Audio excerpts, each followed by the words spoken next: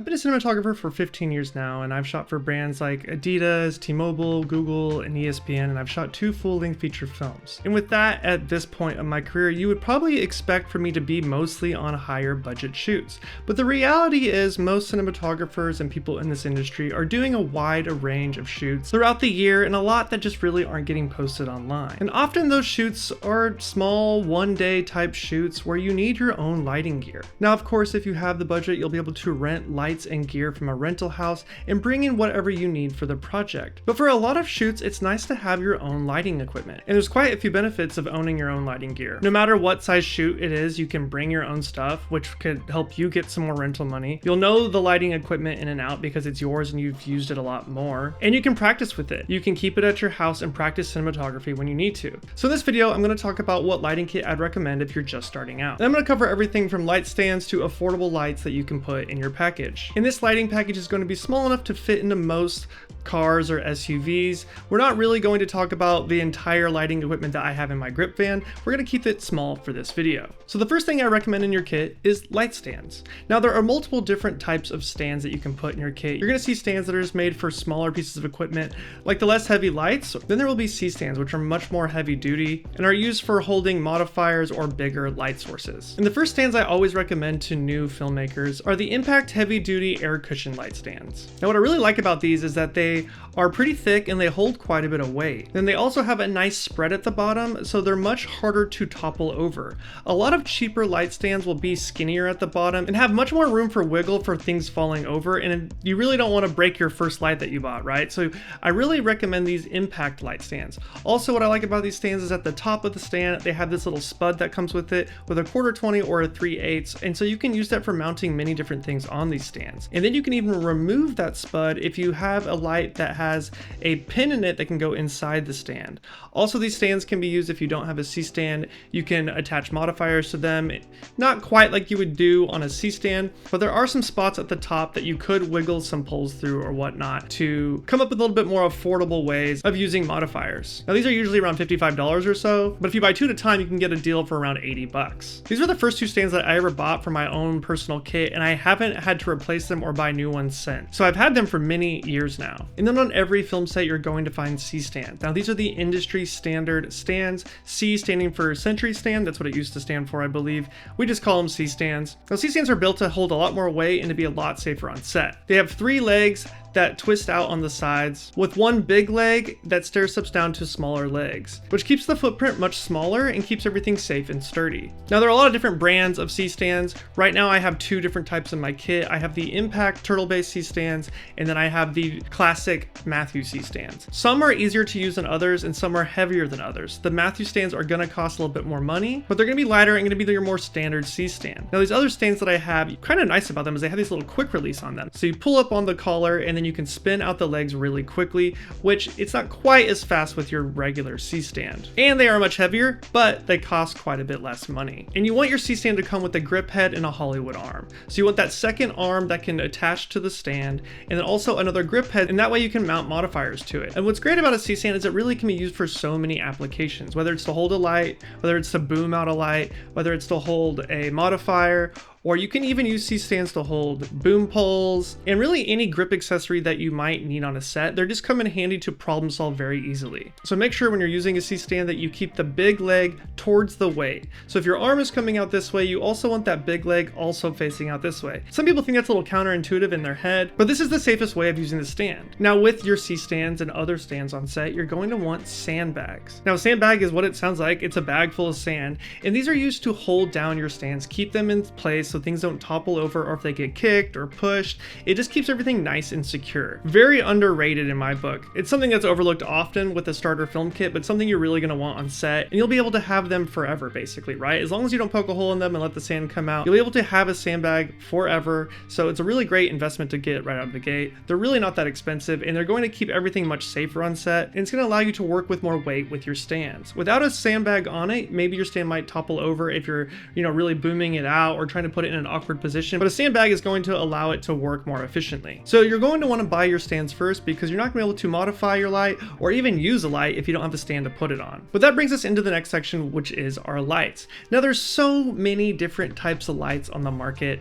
They range from the smallest little lights, little panel lights, little cob style lights, all the way up to these large fixtures. But for your first kit, I would try to keep it small. So for this video, I'm mostly going to be talking about the brand Nanlite when I'm talking about lights. They collaborated with me to make this video, but that doesn't mean that they're the best light on the market or anything like that. The truth is, I do have a lot of lights made by Nanlite in my kit. And so I think to have the most useful kit, you're going to want to have some lights that are bicolor and RGB. Bicolor meaning they can go up and down the Kelvin spectrum, somewhere from, the 2500 Kelvin range up to the, 8000 Kelvin range.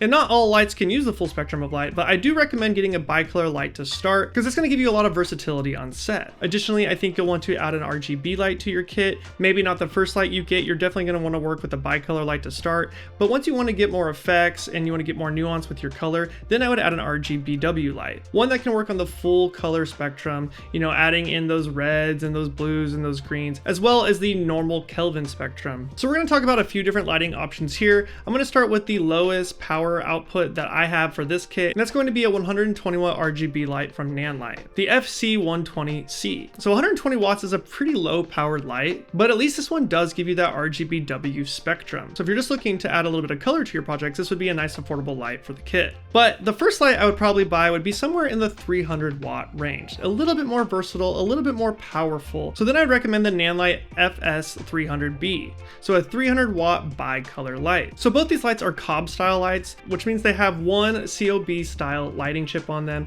essentially making it look like one single source. And you can modify that with reflectors, changing the intensity or putting other modifiers on it and so on. It's a really good, useful type of light that you're going to see on most film sets. So the FC-120C is only $199. And then the FS-300B is going to be $239. And you can do a lot with these two lights if you're just getting started. But if you want a little more power right out of the gate, you could start with a 500 watt light like the 500B. Now these go for $399, but they're going to give you a lot more output and still have that bicolor spectrum. And so all these lights are going to be the same style of light, and they're all going to be able to share different types of reflectors and modifiers. So if you buy an accessory for one, you can use it on all three units. And something I wanted to mention is that we're talking about the Nanlite FC lights. They're the economic, more affordable versions for if you're just getting started.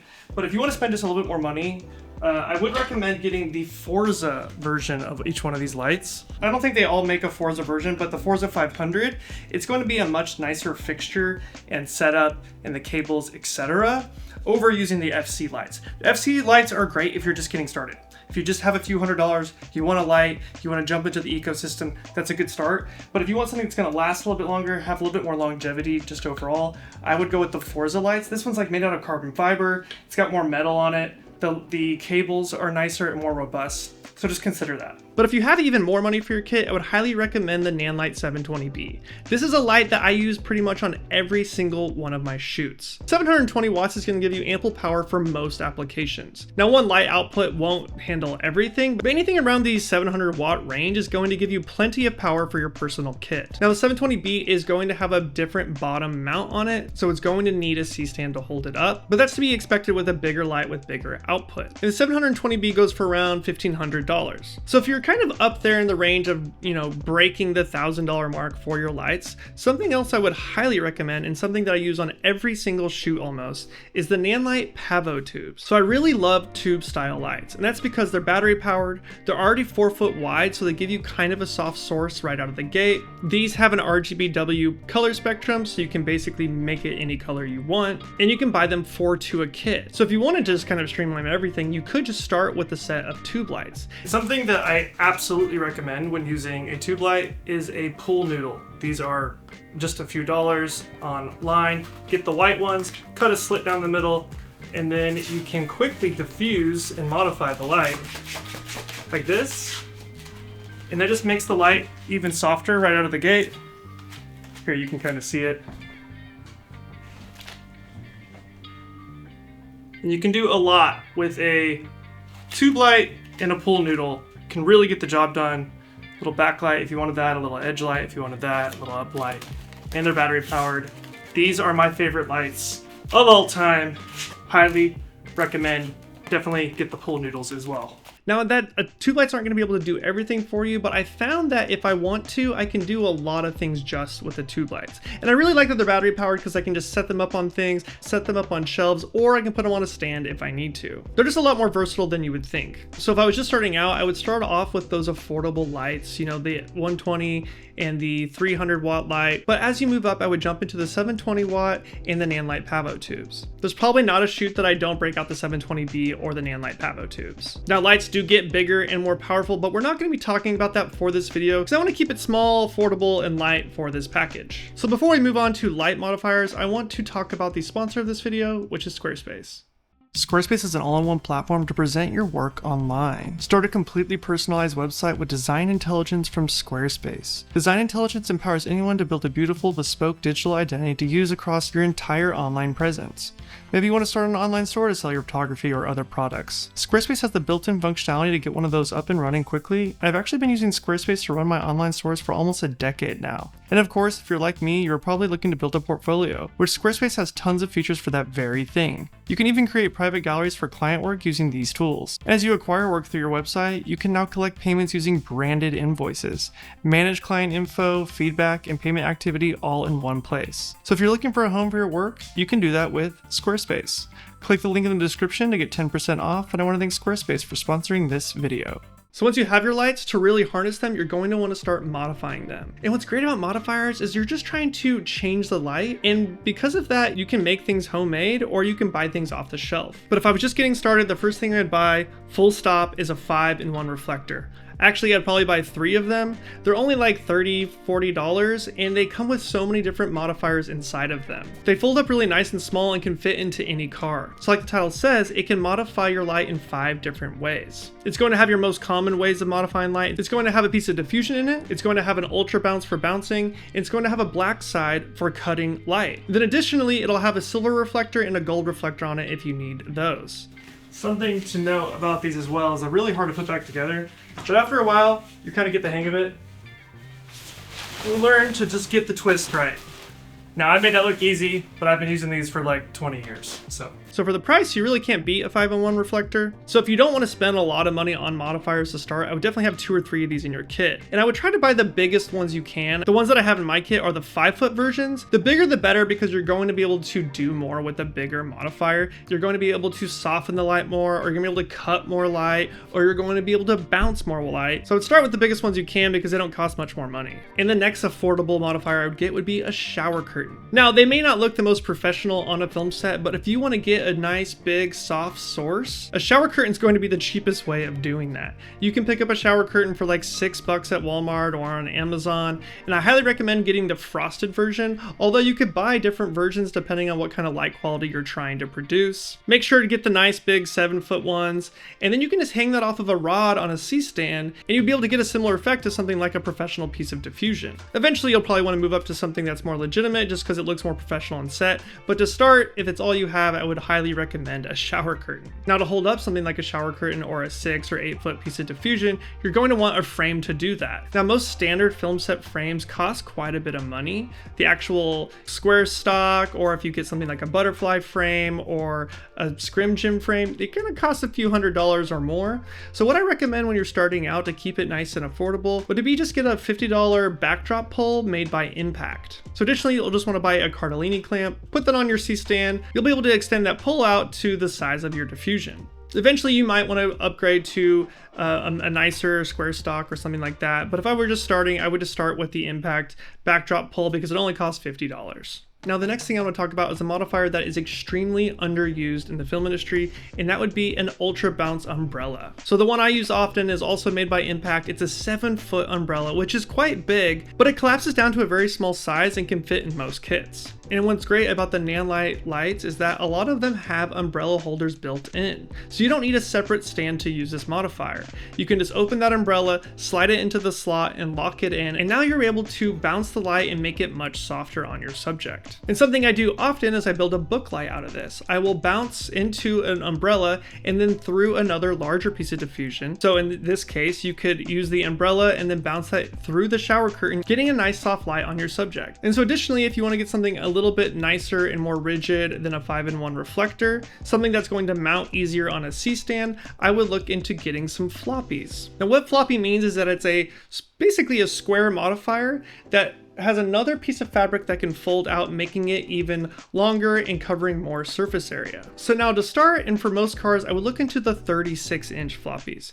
Now these were something that weren't common for a very long time, but now there's more of them on the market, so you should be able to find one no problem. But if you go above 36 inches, you're going to have a much harder time of fitting those into most vehicles. The standard one on a film set is a 4x4 floppy, but a 4x4 floppy doesn't usually fit in most cars. So stick with the 36-inch or 40-inch floppies to start. Now I have a couple different versions of my kit. There's one that you can get that has an ultra bounce on one side, and then when you flop it open, you can have a black solid on the other side. I like that one because it's versatile, because you can use it for multiple different things depending the scenario, or you can just get the traditional black fabric one to cut light when needed. But it's something that once you start learning to light, you're definitely going to want in your kit. So that would be the kit I would highly recommend to start. But once you get a little bit more money and you want to get more nuance with your light, you can start adding some modifiers to your lights. So one I use often, I'm actually using on the background right now to kind of get this effect on the wall, would be a Lico style modifier. Now every company calls it something different. Nanlite calls theirs a projector mount. So this modifier is going to give you a lot more control over the light. It's going to be able to make it where you can focus the light really tight,